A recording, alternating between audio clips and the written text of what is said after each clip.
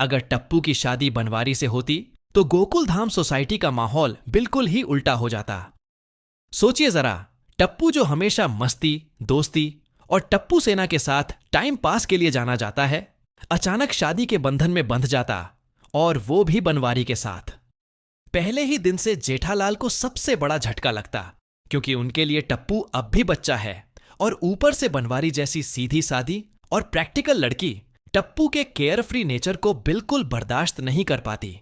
शादी के बाद टप्पू सेना का सीन ही बदल जाता। सोनू, गोली और पिंकू टप्पू को समझाने की कोशिश करते कि भाई, अब तो तू जिम्मेदार बन जा, लेकिन टप्पू अपनी आदत से मजबूर हर बात को मजाक में उड़ा देता। बनवारी को टप्पू की ये हरकतें बिल्कुल पसंद नहीं आती, और धीरे धीरे उन दोनों के बीच छोटी छोटी बातों पर बहस शुरू हो जाती।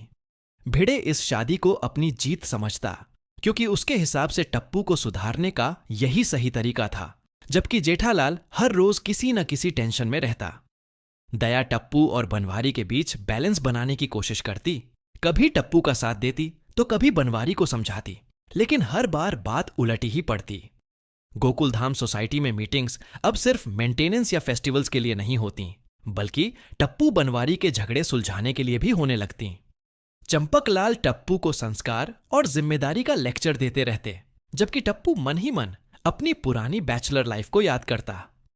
कुछ समय बाद टप्पू को समझ आने लगता कि शादी सिर्फ मस्ती का नाम नहीं, बल्कि जिम्मेदारी का भी नाम है।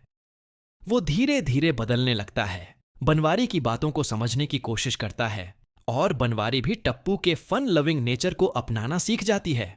आखिर में गोकुल धाम वालों को ये एहसास होता है कि चाहे सिचुएशन कितनी भी अजीब क्यों ना हो, टप्पू की शादी बनवारी से होकर भी सोसाइटी में एक नया ड्रामा, नई कॉमेडी और नया मैसेज ले आती है कि लाइफ में हर व्हाट इफ अपनी अलग ही कहानी लिख देता है।